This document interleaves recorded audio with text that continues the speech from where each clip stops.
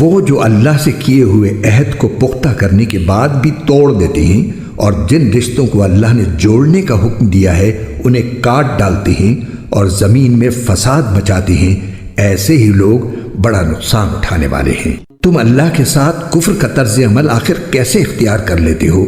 حالانکہ تم بے جان تھے، اسی نے تمہیں زندگی بخشی، پھر وہی تمہیں موت دے گا، پھر وہی تم کو دوبارہ زندہ کرے گا اور پھر تم اسی کے پاس لوٹ کر جاؤ گے۔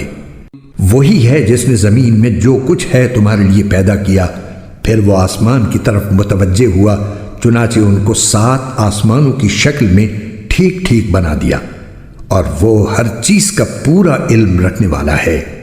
اور اس وقت کا تذکرہ سنو جب تمہارے پروردگار نے فرشتوں سے کہا کہ میں زمین میں ایک خلیفہ بنانے والا ہوں۔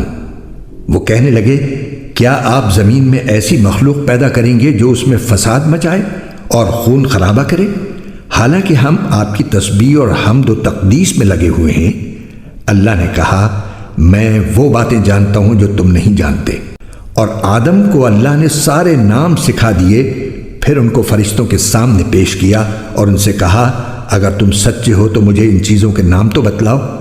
وہ بول اٹھے، آپ ہی کی ذات پاک ہے، جو کچھ علم آپ نے ہمیں دیا ہے اس کے سوا ہم کچھ نہیں جانتے۔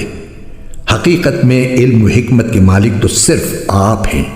اللہ نے کہا، آدم تم ان کو ان چیزوں کے نام بتا دو۔ چنانچہ جب اس نے ان کے نام ان کو بتا دیے تو اللہ نے فرشتوں سے کہا، کیا میں نے تم سے نہیں کہا تھا کہ میں آسمانوں اور زمین کے بھید جانتا ہوں، اور جو کچھ تم ظاہر کرتے ہو اور جو کچھ تم چھپاتے ہو مجھے اس سب کا علم ہے۔